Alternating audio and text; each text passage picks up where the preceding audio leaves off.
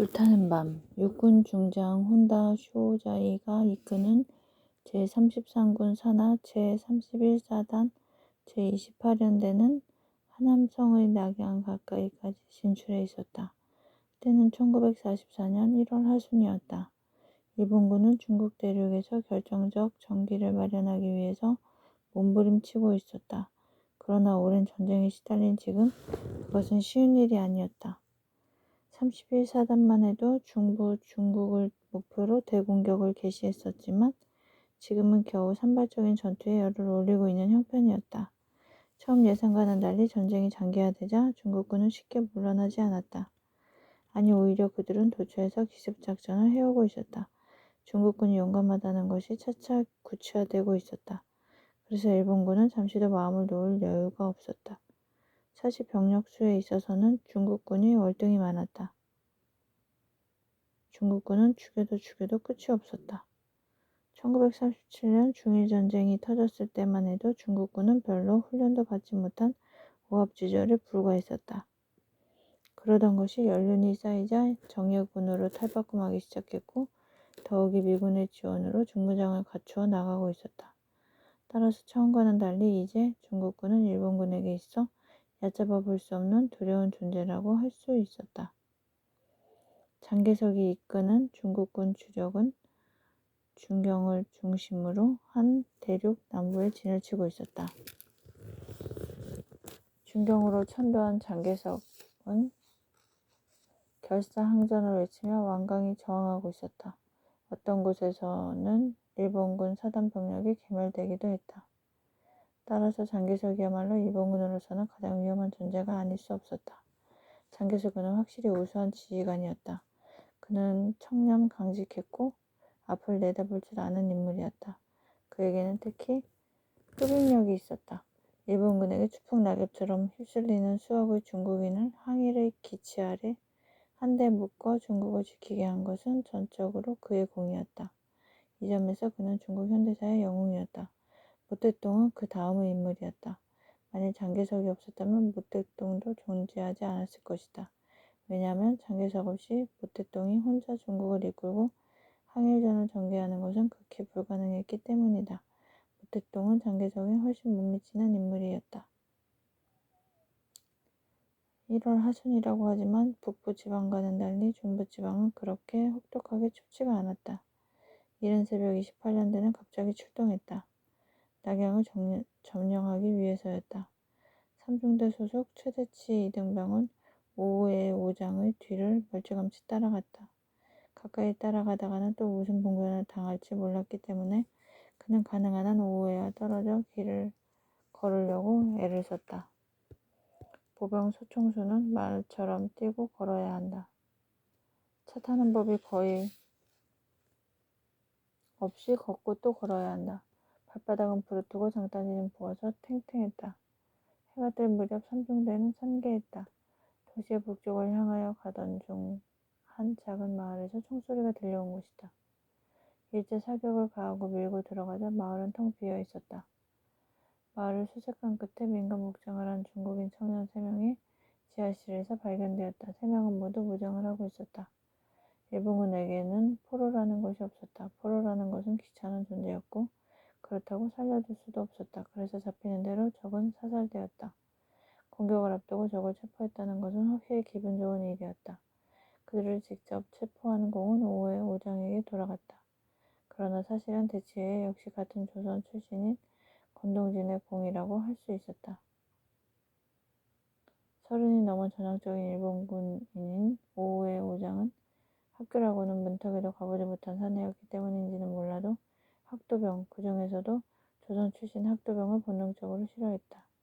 그런 나머지 위험한 일에는 언제나 학도병을 앞장세워 내보내곤 했다. 최대치와 권동진이 위험을 무릅쓰고 지하실에 숨어있는 중국인들을 체포하게 된 것도 오후에의 명령 때문이었다. 그러나 공은 언제나 오후에에게 돌아가게 마련이었다. 오후에가 속해 있는 삼중대 이초대는 조선 출신 학도병으로 대치와 동진 두 사람이 있었다. 이제는 학교는 다르지만 고향이 같았고 그래서 서로 가까운 사이였다. 같은 날 입대한 그들이 같은 소대에서 근무하게 되었다는 것은 매우 운 좋은 일이었다. 오후에는 중대원들이 보는 앞에서 중국인들을 고문했다. 나경에는 병력이 얼마나 있느냐. 통역은 중국어를 잘하는 대치가 했다. 중국인들은 입을 굳게 다문 채 끄덕도 하지 않았다. 오후에는 그들의 무릎을 밟아댔다. 대답하지 않으면 죽여버린다. 너희들은 어디 소속이냐? 중국인들은 고통의 얼굴을 이그러뜨렸다. 그러나 결코 입을 열지 않았다. 마침내 오후의 얼굴에 살기가 올랐다. 그런 총을 거꾸로 들더니 개머리판으로 중국인들의 얼굴을 후려쳤다. 퍽퍽 소리가 나면서 중국인들이 쓰러졌다. 얼굴이 피투성이가 된 채 그들은 땅 위에서 꿈틀거렸다. 중대 장교들은 오후의 행동을 묵묵히 지켜보고 있었다. 말은 안 했지만 그들은 모두 만족해하는 눈치였다. 전장에서 적을 잡았을 때 이용 가치가 없으면 일차적으로 그 처벌은 수훈을 세운 자가 마음대로 할 수가 있었다. 이것은 규칙은 아니었지만 어느 틈에 불문율로 되어 있었다. 장교라 하더라도 가능한 한 이 불문율을 깨지 않으려고 노력했다. 오후의 오장은 대치와 동진에게 명령했다. 실제 총검술해 볼 수 있는 좋은 기회다. 너희들 솜씨를 보여봐. 대치와 동진은 앞으로 나섰다. 전장에 나온 지 수개월이 되었지만 아직 사람을 죽여본 적이 없는 그들이었다. 묵묵히 따라다니는 데만 익숙해진 그들은 어느 사이에 자신의 생명이 위태롭지 않는 한 중국인을 죽여서는 안 된다는 생각을 하나의 믿음처럼 간직하고 있었다. 준키의 오후에는 가슴을 떡 벌린 채 그들 앞에 우뚝 서 있었다. 튀어나온 광대뼈와 찢어진 눈초리가 군무 밑에서 돌같은 차가움을 던져주고 있었다. 뭐들 하는 거냐. 우물쭈물 하는 그들을 향하여 오후의 고함이 터져나왔다. 그래도 움직이지 않자 오후에는 그들을 발로 걷어찼다. 대치는 할 수 없다는 것을 느꼈다. 그들 중국인을 내려다보았다. 중국인은 눈을 크게 뜬 채 올려다보고 있었다. 공포의 빛이 역연했다. 그러나 여전히 입은 굳게 다물고 있었다. 이건 내 죄가 아니다. 나를 원망할 필요는 없다. 나도 살아야 하니까. 할 수 없다. 나는 살아야 한다. 미운 것은 이놈들이다. 특히 오후의 이놈이야말로. 대치는 눈을 감았다. 그리고 총검을 높이 들어 올렸다가 중국인의 가슴을 향하여 그것을 푹 내리찍었다. 아, 짧고 날카로운 비명이 터져나왔다. 중국인은 부르르 떨다가 곧 뻣뻣이 굳어갔다. 대치는 눈을 떴다. 피가 튀어 군복에 묻어 있었다. 중국인은 눈을 뜨고 죽었는데 두 눈은 흰창 많이 보였다. 대치는 오후의 오장을 쏘아보았다. 오후에는 조금 당황한 듯 이쪽을 바라보고 있었다. 이윽고 그 시선은 비웃음으로 변했다. 저 자식이 나를 비웃고 있구나. 내 놈도 별 수 없다는 뜻이겠지. 개같은 자식. 대치는 휙 몸을 돌렸다. 분노와 함께 사람을 찔러 죽였다는 사실이 머리를 어지럽혔다. 이제 동진의 차례였다. 그러나 그는 총검을 든 채 우두커니 서 있기만 했다. 못하겠다는 거냐? 명령을 거역하기인가? 오후에는 대신 총검을 들고 다가왔다. 명령을 거역하기인가? 이것은 오후에가 잘 사용하는 말이다. 명령을 거역하는 데 대한 보상이 어떠한 것인가를 미리 암시해주는 듯한 말투다. 이 말 끝에는 반드시 상당한 기합이 뒤따른다. 동진이 초조하게 중국인을 내려다보았다. 그는 총검을 들어 올리는 듯하다가 도로 내려버렸다. 사람 많이 죽여본 노병들이 여기저기서 킥킥거리고 웃었다. 구름 사이로 햇빛이 비치자 동진은 눈을 감았다. 죽으면 죽었지. 저 가슴을 어떻게 칼로 찌른단 말인가. 기합을 주면 받을 수밖에 없다. 포기하는 거다. 이때 오후의 오장을 벼락치는 소리가 들렸다. 비켜 이 병신 새끼야. 너 같은 조선직은 우리 황군에 필요 없다. 오후의 오장은 동진의 옆구리를 걷어쳤다.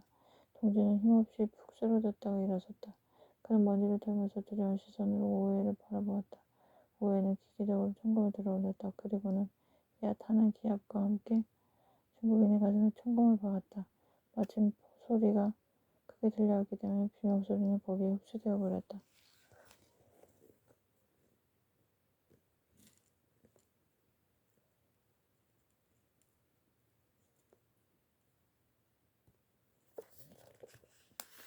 오후에는 피 묻은 총검을 중국인의 옷에서 닦았다. 새파랗게 질려있던 동진의 시선과 부딪히자 그는 눈에 쌍심지를 켰다. 눈에 핏발이 서 있었다. 조선직 놈들을 학대한다는 것은 언제나 기분 좋은 일에 속한다. 이렇게 계집처럼 겁이 많은 자식을 골라주는 것이 훨씬 재미있다. 이 자식은 줏대도 없고 자존심도 없는 전형적인 조선직이란 말이야. 이런 자가 어떻게 대학을 다녔을까? 아마 똥구멍으로 배운 모양이지.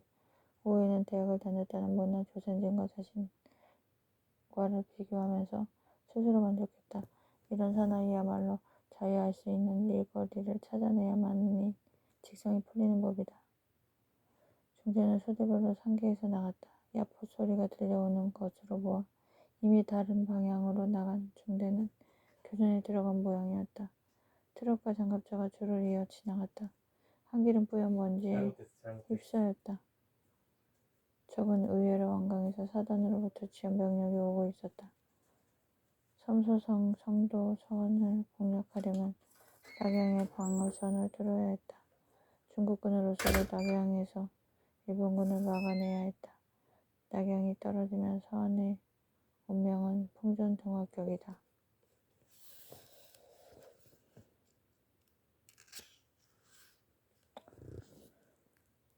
낙양 전방에서 일본군 2명이 총에 맞아 쓰러졌다. 각 소대는 곧 분대별로 상기했다. 이봐 너희들은 나를 따라다녀. 오후에는 두학도병을 불렀다. 대치와 동지는 그 옆으로 뛰어갔다. 그들은 앞으로 뛰어갔다. 총알이 핑핑 소리를 내면서 기천을 스쳐갔다. 도시 남쪽에서 검은 영해가 치솟고 있었다. 남쪽은 뚫린 모양이었다. 오후에는 힘껏 뛰었다. 대치도 치지 않고 곁에 바짝 따라붙었다. 오해가 돌아보니 동지는 멀리 뒤쳐져 있었다. 오해는 뛰면서도 대치 등근히 얄미운 생각이 들었다. 이 자식은 시키는 대로 척척 말을 듣는다. 절대 거역하는 법이 없다. 이것이 오히려 얄미운 것이다. 언제나 겁을 집어먹고 나다가 떨어지기를 기대했지만 이 자식은 그러기는커녕 당당하게 부딪혀온다. 대체의 이러한 태도가 오해에게는 하나의 도전처럼 받아들여지는 것이었다. 조선직은 겁이 많고 비굴한 족속들이다. 또 그래야만 조선직에 어울리는 것이다. 그런데 대체 이등병 이놈은 품종이 다른 놈이다. 정말 혼내준 놈은 이 자식이다. 이 자식 얼마나 견디어내나. 어디 두고 보자. 내 놈은 나를 조롱하고 있겠지. 너 같은 놈 100명이 달려들어도 이 오해는 눈 하나 깜짝하지 않는다. 자신이 모욕을 받고 있다고 생각하자 오해는 화가 보글보글 끓어올랐다. 그는 엎드려 총을 쏘았다. 중국군은 2중 3중으로 낙양을 에워싸고 있었다. 이게 사단 병력이 지나치고 있다는 소문이 나돌았다. 그 소문이 정말인지 무너진 남쪽 방어선은 금세 중국군으로 채워졌다. 오해도 결사대를 조직해서 방어선을 돌파했지만 금방 다시 물러나고 말았다. 아무리 죽였지만 중국군의 인내 전술 앞에는 일본군의 돌격 정신도 무력하기만 했다. 아침에 시작된 공방전은 밤까지 계속되었다. 중국군은 미군 기까지 동원하고 있었기 때문에 일본군의 피해는 막대했다. 그러나 밤이 되자 사태가 달라졌다. 비행기의 폭격이 뜸해지자 일본군은 장갑차를 앞세우고 총공세를 취했다. 중국군은 필사적으로 저항하였지만 용감한 일본군의 공세에 차차 밀려나기 시작했다. 한번 몰리기 시작하자마자 마치 둑이 무너지듯 방어선은 떨어져 나갔다. 시간은 금방 불에 휩싸였다. 밤하늘은 불빛으로 휘황찬란했다. 무너지는 도시의 비명소리가 하늘 높이 울려 퍼졌다. 침략군이 나타나자 중국인들은 몸을 피하려고 아우성을 쳤다. 마차와 인력거가 부딪히는 소리, 그 사이를 빠져나가려고 발버둥치는 안내자들의 아우성, 총탄 소리, 마이크 소리, 호루라기 소리 이런 것 등으로 거리는 온통 아비규환이었다. 피난민의 물결은 거리를 꽉 메웠다. 밟혀서 죽는 사람들의 수가 부지기수였다. 일본군들은 닥치는 대로 발포하고 찔러 죽였다. 사륙과 약탈이 밤새도록 계속되었다. 이런 상황에서 일본군이 노리는 것은 특히 여자들이었다. 중국군들은 이런 것을 묘사해 전투가 있기 전에 미리 부녀자들을 소개시키곤 했다. 그러나 이번엔 상황이 달랐다. 중국군들은 낙양 방어선을 너무 믿었기 때문에 주민들을 소개시키는데 그렇게 힘을 쓰지 않았던 것이다. 지네끼리 위험하다는 것을 깨달았을 때는 이미 포위가 된 뒤였다. 대동아 공영권을 외치는 일본 제국이었지만 평화 질서를 위해 진주한 것은 아니었다. 철저한 침략만이 그들에게는 있을 뿐이었다.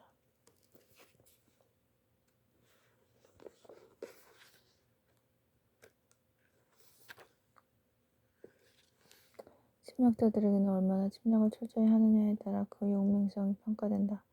사륙과 약탈 그리고 강간을 가장 잔혹하게 수행한 자는 가장 용맹무쌍한 병사로 인정받는다.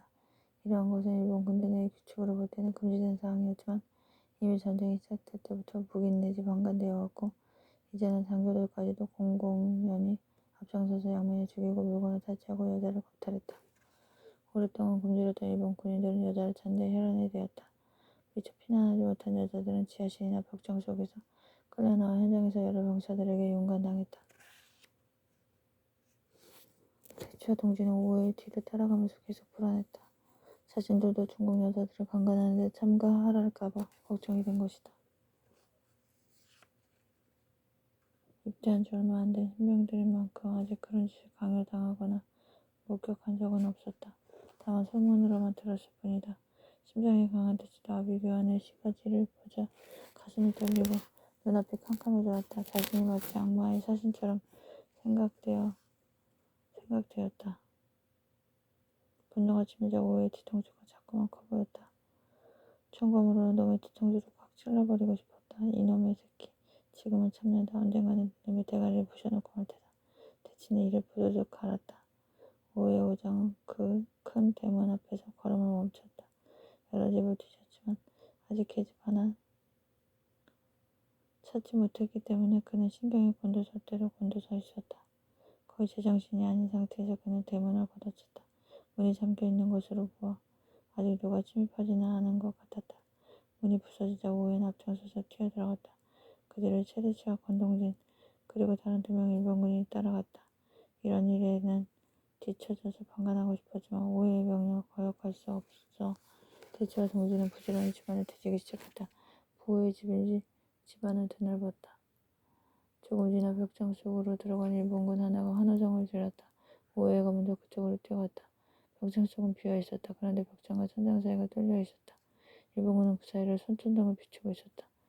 곧 천장 밑에서 중국인 노인 부부와 아기를 안고 있는 젊은 부인 하나가 끌려 나왔다. 불을 켜고 보니 부인은 20~30살 되어 보이는 아름다운 여자였다.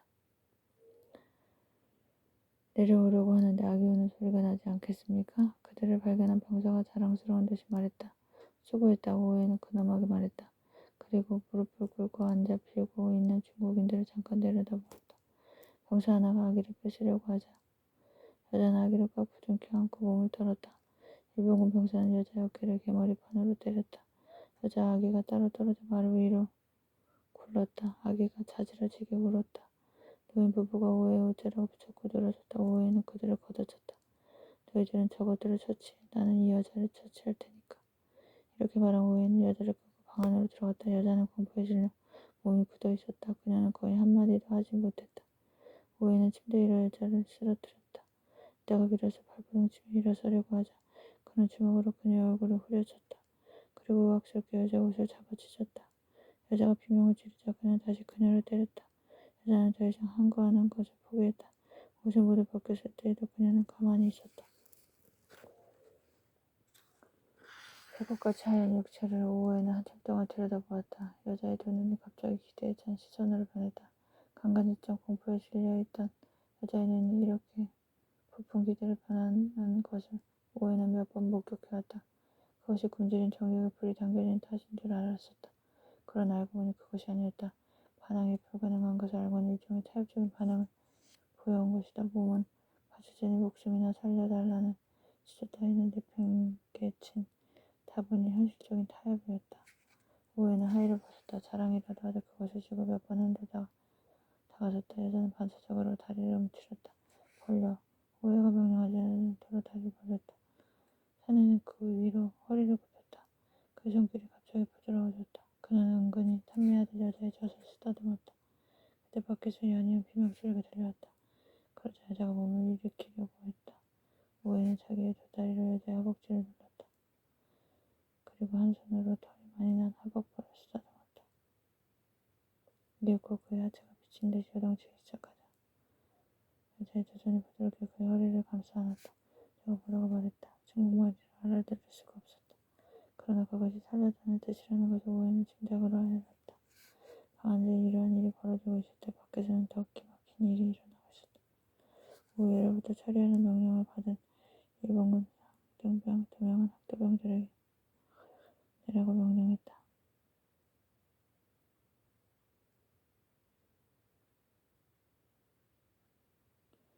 밖에는 깊고 큰 우물이 하나 있었다. 다시 학대병들을 끌어내 명령했다. 대치와 동지는 당황했다. 어떻게 할 바를 몰라 망설이고 있는 그들을 다시 재촉했다. 대치는 밤하늘을 쳐다보았다. 차이든 타이든 나는 점점 살인자가 되어가고 있구나. 나는 외놈이 되어가고 있다. 그러나 그래서는 안 된다. 나는 조선인이다. 보름달이 연기에 가려지고 있었다. 다시 명령이 떨어졌다. 상병 하나가 명령을 듣지 않으면 쏴버리겠다는 듯이 총구를 겨누고 있었다. 차라리 내 손으로 이들 중 한 사람을 죽여야 한다면 아기보다는 노인을 죽이는 게 낫다. 노인은 여생이 얼마 남지 않았으니까 말이다. 대치는 노인 부부를 바라보았다. 옆은 아기를 안고 있었고 노인은 두 손을 싹싹 빌어대고 있었다. 긴 수염이 바람에 흔들리고 있었다. 대치는 노인의 뒤로 돌아가 무릎 밑으로 팔을 끼웠다. 그리고 거의 제정신이 아닌 상태에서 노인을 들어올렸다. 병중이었는지 노인은 마른 나뭇가지처럼 가벼웠다. 노인이 몸부림치면서 대치 팔을 핥혔다. 대치는 끙하고 힘을 쓰면서 노인을 물속으로 던져버렸다. 비명소리에 풍덩하고 빠지는 소리가 길게 울려 퍼졌다. 대치는 이를 악물고 상병들을 쏘아보았다. 자신을 발악적인 상태로 몰고 가는 충동이 느껴졌다. 그는 그것을 참으려고 발로 땅을 후벼봤다. 문득 그의 시선이 동진과 부딪혔다. 잘 알아볼 수 없었지만 그를 바라보는 동진의 시선이 몹시 차갑다고 느껴졌다. 아니 중얼심에 서려 있는 것 같았다. 대치는 그 의미를 알 것 같았다. 다음은 동진이 던져놓을 차례였다. 그러나 그는 여전히 움직이지 않았다. 상병의 말이 들리지 않는데 그는 멍하니 서 있었다. 상병 두 명이 달려들어 붙어있지만 동진의 고집은 꺾이지 않았다. 어디 두고보다 내리면 언제까지 버티나. 상병들은 동진을 지쳐들고 높아 아기를 번쩍 들어 물속에 던져놓았다. 마치 돌멩이를 집어넣는 것처럼 행동이 가난했고 감정의 틈도 없는 것 같았다. 세 사람이 이렇게 처치한 그들은 오후에 오정이 들어간 방문은 앞으로 다가갔다. 거친 숨결이 새어나오고 있었다. 상병은 오정 흔들게 들렸다. 하나씩 들어와라. 서로 얼굴 마주보고 그중 하나가 총을 맞게 하려고 방청인 대가졌다. 자기의 권한에 할 수 있는 일은 무슨 짓이나 치우는 버릇. 대답 따위는 조금도 문제가 되지 않았다. 먼저 들어가는 운동으로 뛰어나왔다. 듣기 웃었다. 다른 상등병이 얼른 들어갔다. 그들은 오후에 오정을 치매적으로 동조하고 있었고 익숙한 것 같았다. 뒤에 들어가는 또 그 역시 바지는 숟가락이 있었다. 그저 있었다. 대치는 자신이 들어가야 할 차례라는 것을 알았으나 저 자식은 사람인가 중에도 도대체 방안을 지켜서 있을 경우인가. 들어오는 거냐. 조선이 항상 말썽이구나. 무슨 대진 동지를 바라봤다. 표정이 차갑게 굳어있는 것이 움직일 것 같지가 않았다. 저러다가 맞아 죽을 것인데 하고 대치는 생각했다. 이제는 담배 피우고 틈새를 바라본 대치 가슴이 쿵하니 지금 바로 뜨고 바라볼 수 없는 감동이 벌어져 있었다.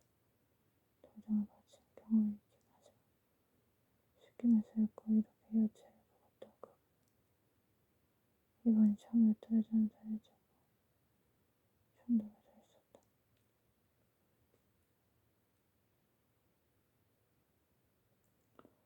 헝클어지고 정신이 돌면서 눈을 감겨졌을 때 아버지가 죽으실 때 그녀가 말해주고 싶지만 다리 밑으로 불치를 자아내게 한다는 새 장수랑 부치가 순간적으로 던져주고 있었다. 무슨 자기를 주시하고 있다고 생각하자 불을 달린 것이 여자 뱃속전에 여자가 남자가 됐다. 대신 비룡은 수밖에 못하고 샤워벽이 방에 천천히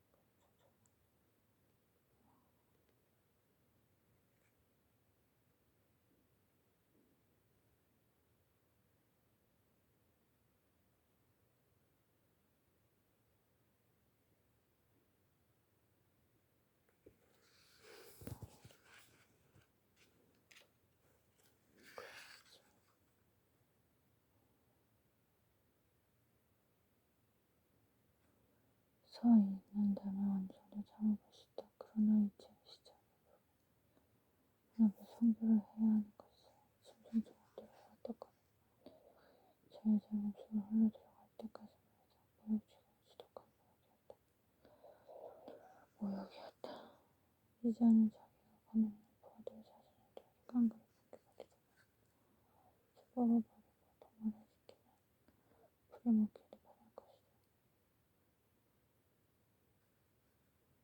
항의를 관찰하기 때문에 제 심부는 한편으로는 등이 빠져있다는 것에 미안하지 않을까 하고 득벅득벅 자네가 같다. 하늘나라 사자는 맹모에는 다 그럴 때만 벼 소리가 가며 일어서자 걷기 시작했다. 하던 때 택시는 주문을 달달달달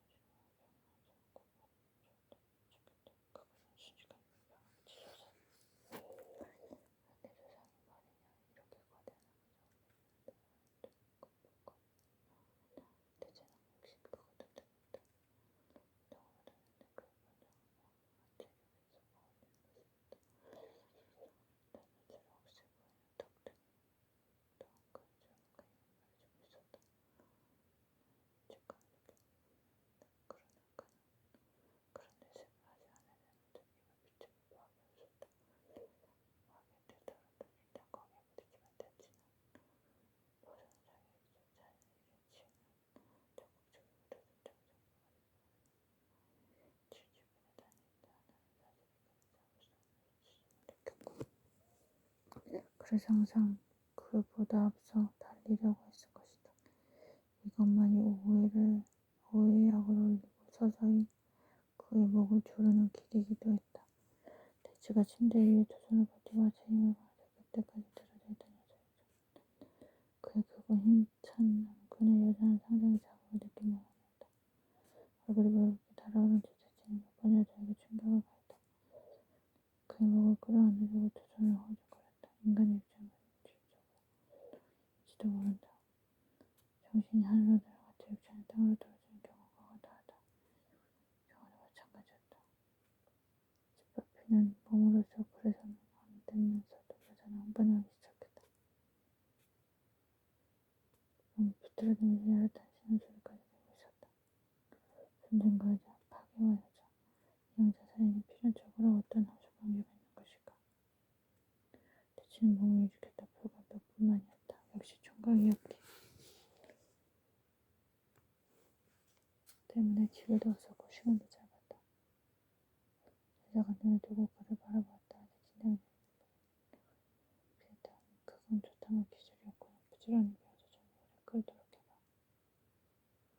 옷을 입고 있는 대치의 등 뒤에서 우회가 거드름을 피우면서 말했다. 알았습니다. 대치는 입으로 큰소리로 대답한 다음 밖으로 나왔다. 다은은 그를 동시에 쏘았다. 대치는 독특한 것을 느꼈다. 세상에 뜬 대로 동시에는 방 안에 들어가지 않았다. 그는 당나귀처럼 붙어서도 움직이지 않았다. 좋다 가보이라. 오해는 이를 가면서 말했다. 명령을 거부하지 앞으로 무슨 일이 일어날지 몰랐다. 대치는 이 점이 두려웠으므로 팔꿈치를 쥐었다. 정신은 깜짝 놀라며 한바탕 물러섰다. 그리고는 대치를 흘려보았다. 대치는 주춤했다.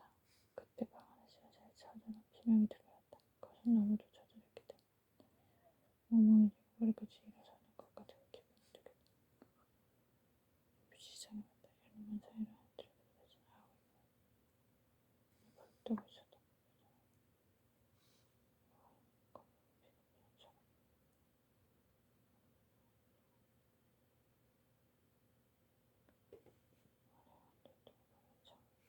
어머니 주소 이윽고 침대 밑으로 굴러떨어졌다. 잘 봐둬라. 얘들아 보면서 이렇게 처리해야 된다. 살림을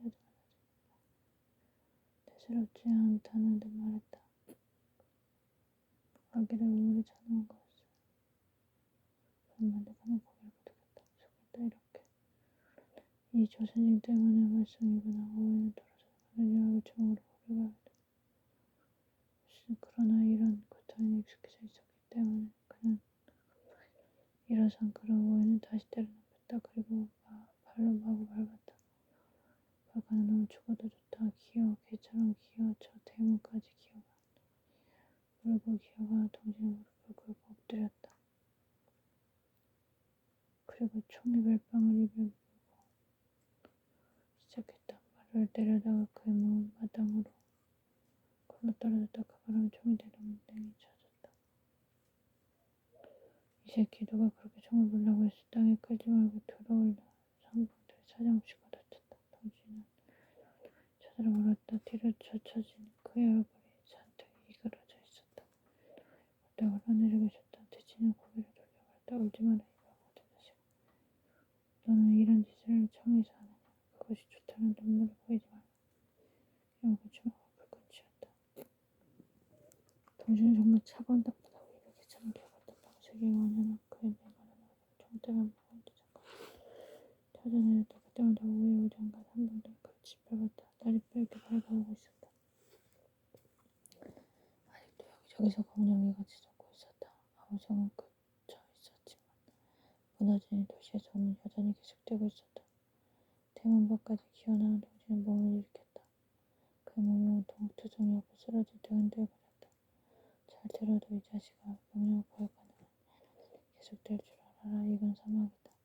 시간을 내어 본격적으로 내 놈의 고통을 고쳐놓겠다.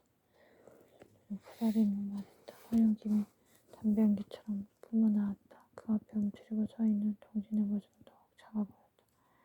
거리 여기저기에는 중국인들의 시체가 굴러다니고 있었다. 살아있는 중국인 하나도 보이지 않았고 그 대신 일본군들만이 바쁘게 움직이고 있었다. 오토바이를 탄 한방 분대가 지나갔다. 승전했다는 사실로 하여 일본군들은 피로감도 있고 높이 불렀다. 대치는 뒤로 처지면서 동진에게 물었다. 괜찮아? 대꾸하지 않았다. 그를 쳐다보지도 않았다. 상대하지 않겠다는 결의의 표정이 나타나 있었다. 대치는 가슴이 아프다. 군부들과 두 사람 사이에 차이점이 있다는 것을 처음으로 느꼈다. 그전에는 그런 것을 몰랐었다. 그는 북경대학에서 경제학을 전공하고 있었고 동진이 일본 와세다대에 철학과에 적을 두고 있는 이상주의자였다. 개성이 고향인 그들은 소학교와 중학교를 함께 다닌 중마고우였다.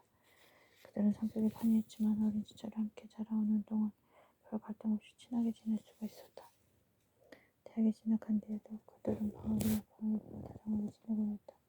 대치가 실제로 동진과의 사이에서 차이점을 느낀 것이 있다면 그것은 무엇보다도 생활 수준이 다르다는 사실이다. 대치는 대전까지 경영하는 늙은 아버지의 7남매 중에 다섯째였고 동진은 거성의 외아들이었다. 그러니 대치는 처음부터 피나는 고학으로 학교를 다녀야 했다. 예비에 동진이 집에서 붙여주는 돈으로 비싼 하숙생을 하면서 유유자적하게 공부했다. 수재이는 항상 책에 파묻혀 있었기 때문에 그의 학식은 나이에 비해 놀라울 정도로 깊었다. 그런데 경제적인 여유, 자신이 숫자라는 사실이 현실을 초월한 듯한 학구적인 태도, 그리고 외아들이면 오히려 갖게 되는 월급, 이런 것 등이요. 어느새 그를 고집스러운 청년으로 만들어 놓고 있었다. 동진의 고집은 대단했다. 뚜렷한 이유도 없이 고집을 피울 때가 많았다. 그렇지 않아도 몸이 약한데 자신의 아기를 시험을 보기 위해 보름 동안이나 단식을 하게 되었고 며칠씩 말 한마디 없이 입을 다물고 있게 됐고 여자는 영업이나 하여 아예 상상조차 하지 않으려고 했다. 그러나 방학 중에 어느 날 동진이 수음을 하고 있는 것을 발견해서 생각을 달리하게 되었다. 이 자식 재미있는 자식이구나. 고집을 부르고 얼마든지 변할 수 있는 자식이야. 이렇게 생각한 대치는 더욱 여유있게 동진을 대했다. 그들의 차이점은 대치의 이러한 여유있는 행동과 포용력으로 별로 두드러짐 없이 눈처럼 녹아버리곤 했다. 어느 면에서 볼 때 동진은 귀엽게 자란 고집부동의 소년처럼 단순한 청년이라고 할 수 있었다. 고집을 빼버린다면 그는 순진하기 짝이 없는 청년이었다.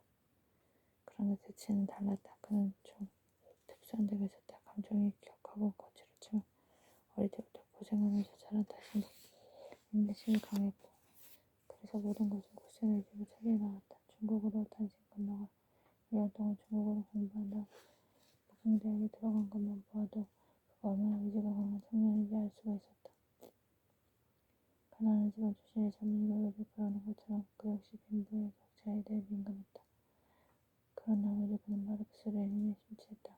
동진은 친구들과 어울려 비밀지하 서클을 조직하고 사회주의에 대해 이론적 무장을 갖춰나갔다. 그러나 이런 것은 어디까지나 감정에서 비롯된 하나의 이상에서 그쳐 있었지 그 이상의 실천적인 양상을 보이지는 않았다. 그것은 또한 민족주의의 기초를 둔 것이었고 법은 항일이라는 민족의 과제에 그 초점이 기착되어 있었다. 거상의 아들인 동진과 우정을 지적한 것만 봐도 그가 얼마나 낭만적 사회주의자였는가를 다. 그들이 학도병으로 함께 입대하게 된 것은 겨울방학에 포항에 내려왔다가 갑자기 당한 일이었다. 아무튼 일본군에 끌려오기 전까지만 해도 이렇게 가까웠던 대체와 동진의 사이가 이제 갈라지려 하고 있었다. 극한 상황에도 일이라도 두 사람 사이에 본질적인 차이점이 눈에 띄게 나타나기 시작했고 미처 손을 쓸 사이도 없이 벌어난 것들은 쌓이고 쌓이면서 비비 꼬여갔다.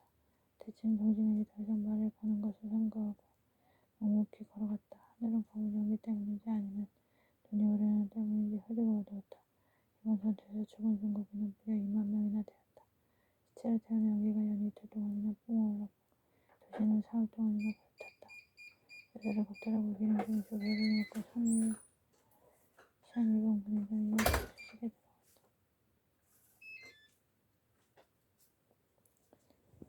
휴식이 길어지자 병사들은 심심해지기 시작했다. 똥개가 배가 아프라도 똥을 쳤다지 일본 군인들은 모든 것을 먹이거든. 심심함을 달래기 위해 일거를 찾았다. 여기에 걸린 것이 권동진이었다. 그렇지 않아도 적당한 기회에 그를 혼내주려고 바라던 오해의 오장은 오늘 밤 동진의 소대원 앞에 불러세웠다. 오해는 동진을 혼내주는 방법을 여러모로 깊이 생각해본 모양이었다. 그리고 마침내 그것을 생각해내 기뻐하는 것 같았다.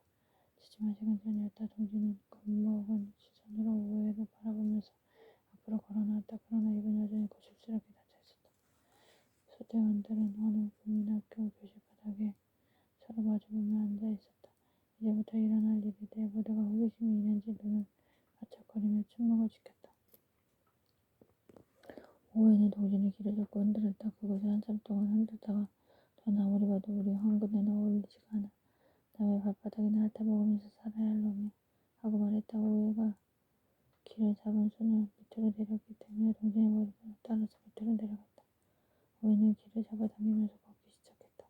소대원들이 앉아있는 사이를 왔다 갔다 하면서 그는 말했다. 어디 개처럼 치져봐. 병든 개처럼 목소리로 치져봐. 길을 바싹 잡아당겼기 때문에 동진은 몹시 아팠다. 그는 기어 들어가는 목소리로 껑껑껑 하고 짖었다. 한쪽 다리를 들어 그리고 껑충껑충 뛰면서 짖어봐.